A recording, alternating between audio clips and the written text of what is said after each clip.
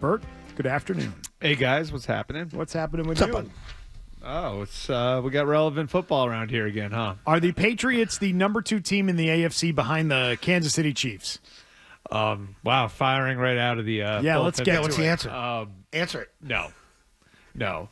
Add to the list. No, the Chiefs are. Put Breer on that list. I just think I think the first month of the season, We like keep receipts honestly, here. like, and I look at like the Ravens, right? Look at their schedule. There's a very good chance on Thanksgiving night they're playing against the Bengals and they're 6-5. I just think it's like the way the NFL is now.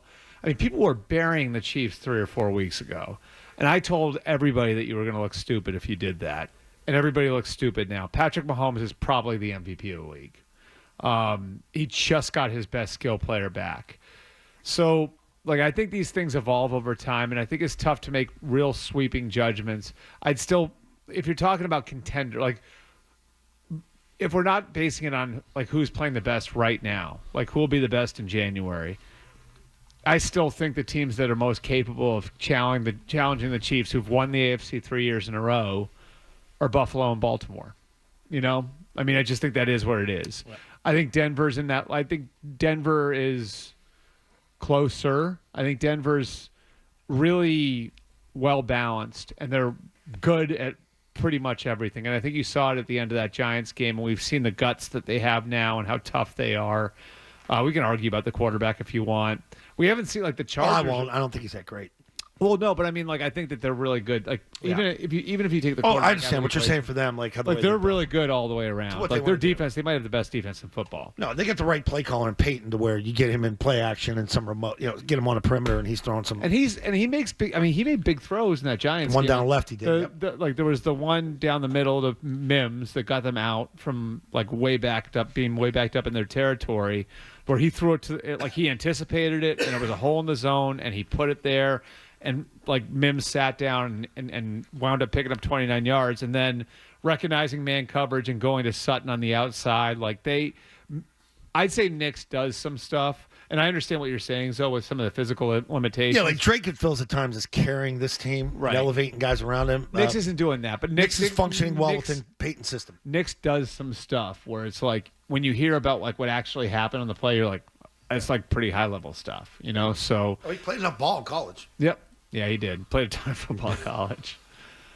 So yeah, I think I think it's a big jumbled mess in the AFC, and I think we're still kind of at a point where there are 8 or 9 teams that are in there as teams that could at least advance in the playoffs, and I don't think that all those teams are true contenders, but I think you're one of those 8 or 9 teams. So they're in it. They're in the mix. Has this jump from Drake Maye been one of the better year 2 jumps in recent memory? I mean, we talk about big ones.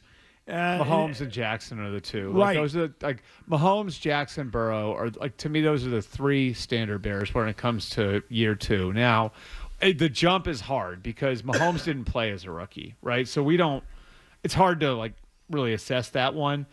But Mahomes is the MVP of the league in his second year. Lamar Jackson was the MVP of the league in his second year. He was pretty good as a rookie, so he played in the playoffs as a rookie. So, like, maybe you say the jump wasn't as big there. Burrow got hurt when he was a rookie, but Burrow played pretty well as a rookie. So, I mean, yeah, if you're talking about year 1 to year 2, it's a pretty big one. And that means for this team that they can win games that they otherwise shouldn't really be in, which is what's happened to this point already. It's Washington last year.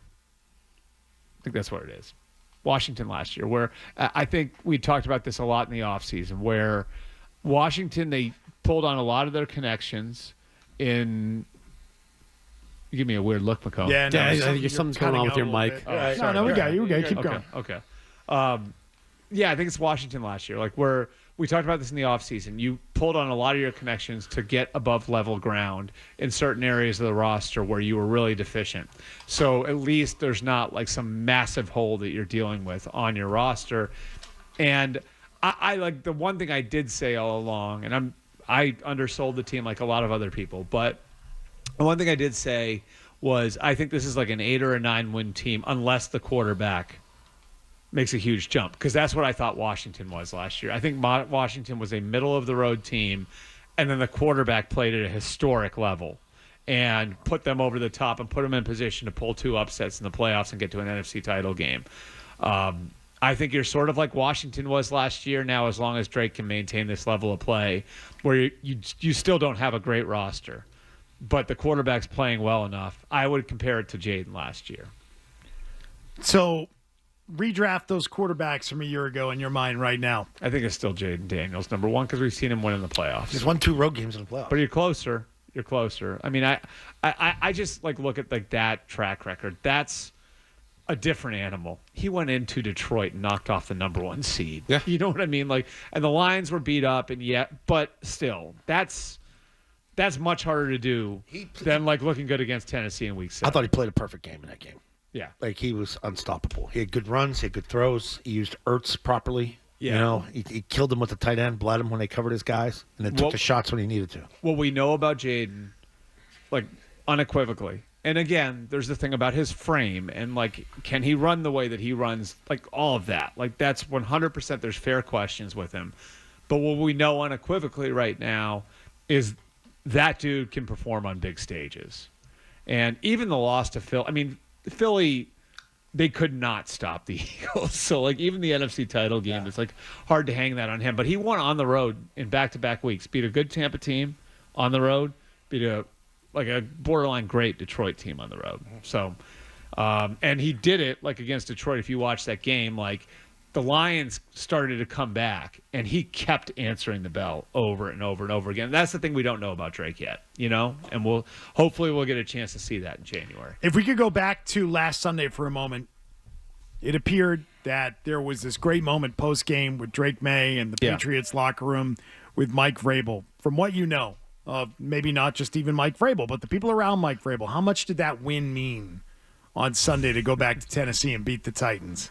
And beat that organization. Knowing how you know Brady. That mess of an organization at the moment. Or maybe just in general. I don't think it was just Mike. I think it was other guys on that Patriots staff, too. I mean, there's multiple guys. I mean, look, like, I was reminded of this. You know, I said to somebody there, you know, over the last few weeks, I was like, you know, I talked to somebody about the Tennessee situation, and we went back and forth a little bit. And I was like, well, you know, I guess all's well that ends well. You wind up with this quarterback, you know what I mean? Like, and that's not a bad outcome. And this person reminded me of the real life implications. Well, people had to move their families. And then you have guys who had to go to 2 different places, right? So, like, Mike's coaching in Cleveland last year. Now he's here. Like, Ryan Cowden's a good example, right? Like, he's in Tennessee. His family stays behind. He goes to work for the Giants. And then he winds up going to and then he winds up here. But that's a lot of upheaval in someone's life. You know what I mean? Like, Sure. Terrell Williams, another one. God knows what he's been through, you know. But, like, on top of that, it's, okay, he goes to Nashville. Then he goes to Detroit. Now he's here. Like, there's, like, real-life implications that I think add to this for people. And it was, I think the problem, if I'm just, like, synthesizing everything I've heard over the last 2 years about Mike's situation in Tennessee, and I know a lot about it, but I would say they really felt like the haphazard way that it was handled and the reasoning for it was BS.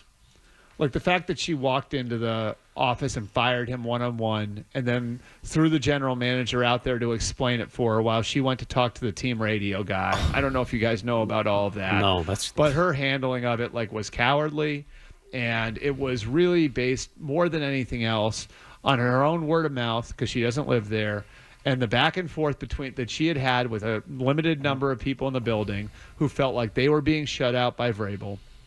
And, you know, I think they felt like they were being this is just me putting the whole thing together. They felt like they were blamed for things that weren't really their fault. Like, the owner, part of an owner's job is to prevent that sort of dissension from being in the building. And it happened. And so a lot of the blame for that wound up falling at Mike's feet. And I think Mike would probably, in retrospect, take some of the blame for it. But he wound up taking all the blame for it, you know? Yeah. And so I think that part of it, the way it was handled, look, it's a great place to live, too. Like, so like a lot of people were happy there. And so there's that piece of it. So I think there was some satisfaction with the way it went the down. cost of living isn't what it is here. Or say you go to L.A. or New York, like you're paying. Well, Stretch is another one. Stretch, like think about Stretch, his move, like he's got 2 little kids. Tennessee, Los Angeles, New England. You know what I mean? Like, there's just you can go through the staff and each one of these guys. Todd Downing's another one. Nashville, New York, Boston.